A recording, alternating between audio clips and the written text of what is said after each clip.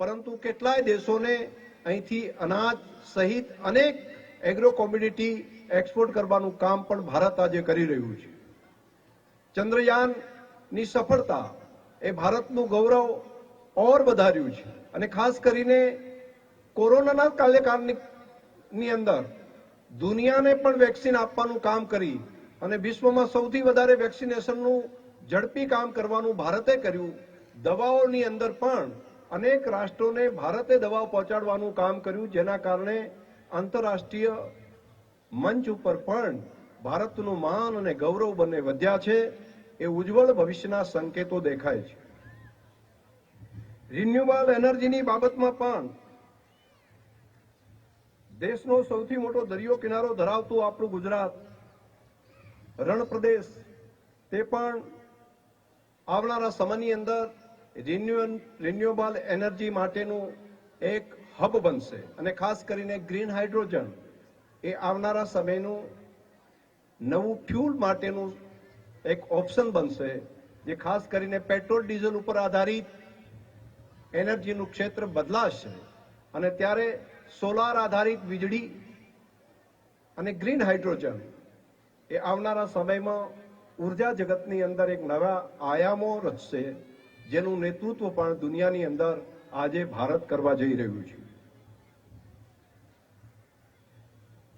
Nano urea જેવી એગ્રીકલ્ચરની અંદર વ્યવસ્થા હોય અને ખાસ કરીને ખર્ચ ઘટાડવાની બાબત અને હવે નેનો ડીએપી જેવો ઓપ્શન એ ખેડૂતો માટે આવનારા સમયની અંદર આત્મનિર્ભર બનવાની દિશાની અંદર ખૂબ મોટી શક્તિ આપશે.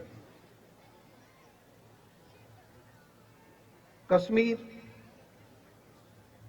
એક સમસ્યા દેશ માટે દર વખતે કંઈ ને કંઈ આંતરરાષ્ટ્રીય મંચ હોય કે રાષ્ટ્રીય સુરક્ષાની બાબત હોય ત્યારે દરેક દેશવાસીના મનની અંદર એક બાબત હતી કે 370ની કલમ ક્યારે દૂર થઈ શકે.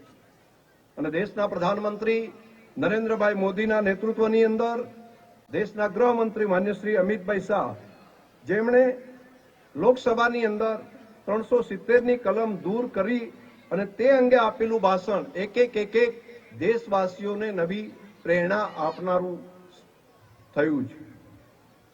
અનેક નવા કાયદાઓ, જે જૂના કાયદાઓની અંદર સુધારા કરીને નવા કાયદાઓની અંદર પણ બદલાવ લાવવાનું કામ કર્યું છે. ખાસ કરીને આઈપીસી અને સીઆરપીસી એવિડન્સ એક્ટની અંદર જે સુધારો કરવામાં આવ્યો છે એ અંગ્રેજ કાળના કાયદાની અંદર કરેલો સુધારો એ આત્મનિર્ભર ભારત અને નવા ભારતની એક દિશા આપવાનું કામ ત્યાં આગળ દેખાય છે. કૃષિ ક્ષેત્રે પણ અનેક નવા આયામો ભારતે સર કર્યા છે. નવી ટેકનોલોજીનો સ્વીકાર કરવો અને તેની સાથે સાથે માઇક્રો ઇરિગેશન માટેનું દેશ આખાની અંદર જન આંદોલન દેશના પ્રધાનમંત્રી માન્ય શ્રી નરેન્દ્રભાઈના નેતૃત્વમાં થઈ રહ્યું છે. તે પણ એક દેશવાસીઓ માટે ગૌરવ લેવાય તેવી બાબત છે. દર વર્ષે 6,000 રૂપિયા કિસાનોના ખાતામાં ડાયરેક્ટ જમા થતા હોય એ નાના ખેડૂતો માટે એક મદદ કરવા જેવી બાબત અને ખાસ કરીને વચ્ચે ક્યાંય પણ પૈસા વપરાય નહીં, ડાયરેક્ટ તેના અકાઉન્ટની અંદર આવે તે બાબત પણ પ્રશંસનીય છે. વાઇબ્રન્ટ ગુજરાત ગ્લોબલ સમિટના આ વર્ષના કાર્યક્રમની અંદર રાજ્યના મુખ્યમંત્રી માન્ય શ્રી ભૂપેન્દ્રભાઈ પટેલના નેતૃત્વની અંદર તેમની સમગ્ર ટીમે ગુજરાત, બીજા રાજ્યો અને દેશભરની અંદર ખૂણે ખૂણે પહોંચીને તેનો પ્રચાર પ્રસાર અને ટીમ પરનો ભરોસો, ગુજરાત ઉપરનો ભરોસો અને ખાસ બિઝનેસ ફ્રેન્ડલી વાતાવરણ, જેના કારણે અનેક નવા રોકાણો આ વર્ષે